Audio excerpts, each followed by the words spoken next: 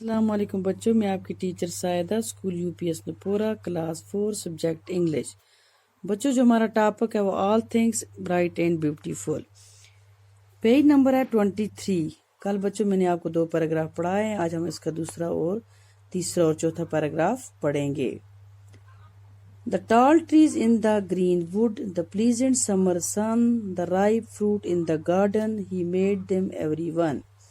He gave us eyes to see them and lips that we might tell how great is God Almighty, who has made all things well.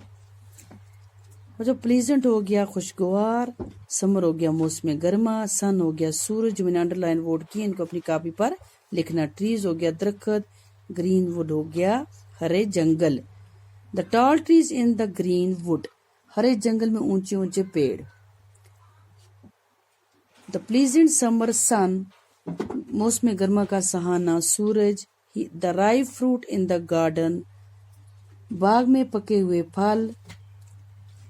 He made them every one، اسی نے بنایا سب کو۔ کس نے بنایا بچے؟ اللہ تعالیٰ نے۔ کس نے بنایا ہے؟ اللہ تعالیٰ نے۔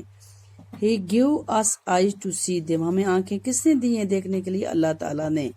And lips that we might tell، اور ہونٹ دیے کیا بتا پائیں ہم سب کچھ۔ کس نے دیے ہیں سب کچھ ہمیں؟ اللہ تعالیٰ نے۔